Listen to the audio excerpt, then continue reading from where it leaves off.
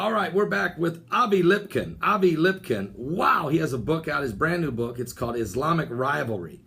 But now we're going to discuss a little bit more how it affects America. And again, Avi, you've talked a lot about the Islamic agenda, if you will, as it relates to President Obama and his agenda for America. Why don't you share with us? I asked Chuck Misler this question. He was on our show a couple months ago, and I said, can you tell me what Obama's agenda is? His foreign policy is confusing. We don't know his culturally. It seems like he's on the wrong side of every major cultural issue of this country. And he said, point blank, his agenda is to destroy America, period. Avi, what's your thought on that? What's that mean?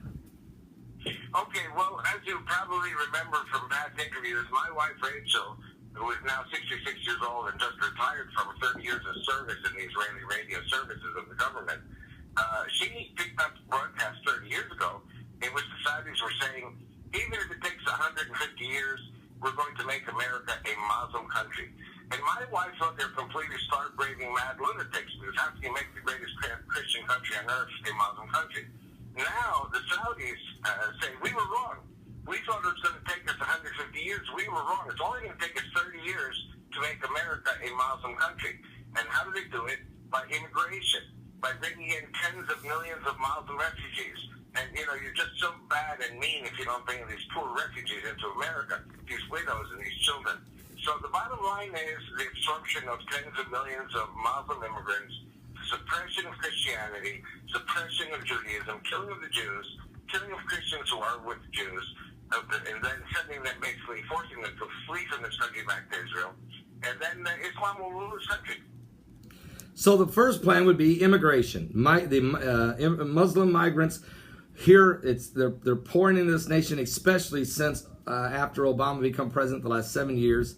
The floodgates are wide open. The visa program it's laughable, and we're starting to get the effects of it with the San Bernardino shooting. And now we got bomb threats and suspicious packages, and they're shutting down malls and schools, and everybody's paranoid and freaking out. And it's beginning. The shock value of this immigration. There's places in Detroit right now. You can't go to Dearborn, Michigan. There's places you can't go. It's almost under Sharia law in certain locations and communities in America. So the immigration, you say, was a plan. 30 years ago they started this. And here we are now. It's a major problem in Europe. Germany and France and England. It's a major issue. So part one, or step one, immigration. Step two, suppression of Christianity and Judaism. I can tell you, as a pastor for 31 years, I can tell you we have to be extremely careful now what we preach and what we say. Just unbelievable how many things has been taken away, rights that Christians normally had, that's being squeezed, Avi. You know what? Let me add another thing. I talk a lot to the Tea Parties. Why do I talk a lot to the Tea Parties? Because these people are genuine, authentic, patriotic Christian Americans, and also some of the Jews who go there are genuine Americans. The first thing I say at the Tea Party, how many people here think the dollar's going to collapse? Everyone's hand goes up.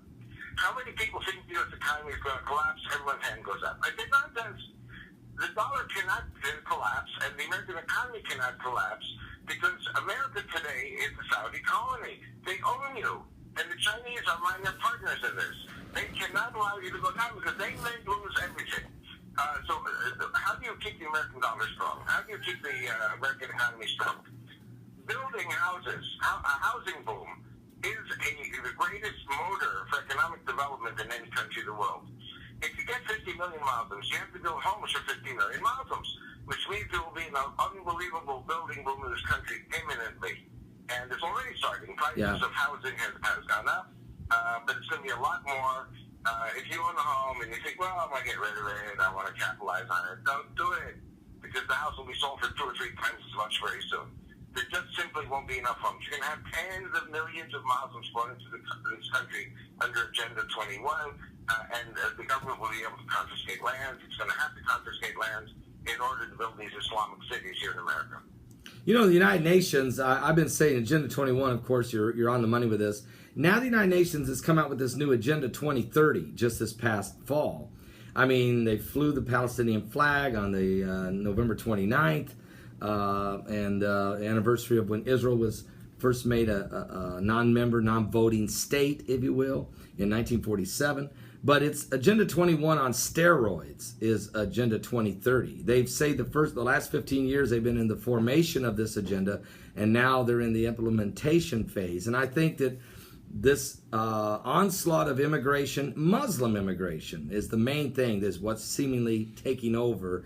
That what you're saying is it's going to change the culture, and economically it's going to change the culture. It's not just socially. So how do you see that? Is there going to be a one world currency? I mean, how does the currency get manipulated with the oil and everything? What do you see with this, Avi? Well, what I see happening is, at least for the immediate future, there's no need for one world currency. What you will be seeing is America and the Western Hemisphere are going to merge, and NAFTA will be not only Canada and Mexico and the U.S., it will be Central America, it will probably be Colombia and Chile, which are allies of the United States. But America will still be short of a population compared to the European Union, which is going to annex Turkey. So when Turkey joins the European Union, you're going to have 270 million Muslims automatically becoming European citizens, because the six republics of the former Soviet Union are 200 million Turkic Muslims, and they have the right to Turkish passports, which means Europe will become an Islamic continent overnight. They will go to 620 million. America will be 520. In order for America to equalize, they're going to bring in 50 to 100 million Muslims into the U.S. And Saudi Arabia will pay for everything, because Saudi Arabia owns you already. So Israel sits in the middle of all that, Avi. What in the world? I mean, what in the world? Again, trust in God. I realize that. And I know what the biblical prophecies say from the Old Testament, as in Zechariah 12, when it says that Jerusalem will become a cup of trembling and a burdensome stone unto all people, and all that burden themselves with it will be, crushed, basically. How does Israel continue a relationship with America if America continues to build on a growing Muslim population? Stage one, a small fraction of the Muslims are terrorists, and they're going to start killing massively. Stage two, Christian revival. When Christian revival takes over, eventually the Muslims will either be expelled or forced to convert to Christianity. Stage three, the Christian world will unite against Islam, ban Islam, and then I believe these countries will, the one world government then may, indeed at that time, impose a one world government economy, one world government cash system or economic system. And then ISIS has said they're going to blow up the Black Stone in Mecca. When ISIS blows up the Black Stone in Mecca, it's the end of Islam, basically. They're cutting their own heads off. I mean, that's amazing. I mean, I heard you tell me this before. I think you and I were having a discussion in Jerusalem in May, sitting at the hotel there, and you said, ISIS is going to blow up the Black Stone in Mecca. And when you said that the other day, I said to myself, I mean, that's just the most wildest statement in the world. I mean, just the odds of that happening are almost impossible. But then I can sense this anger, this evil. I mean, when the Houthi rebels took over Yemen and started attacking Saudi Arabia, when ISIS is threatening Saudi Arabia, and Saudi Arabian's King Abdullah died, and he was getting ready to build a wall to protect them from ISIS. Do you see a radical Shiite ISIS attack on Mecca coming within 5 years? Not Shiite. Shiites will be defeated. Oh, okay. War between the Sunnis. So the Sunnis. So will ISIS be the one then that will go in there and attack Mecca, let's say, within 5 years? And blow it up, right. And then when that happens, it's the end of Islam. So I predict the end of Islam, and then the one world government says to Israel, okay, now you build your temple in Jerusalem, and the leader of the one world government will officiate at the temple. Yeah, and that's now you're getting into Revelation. Now you're getting into Thessalonians with me.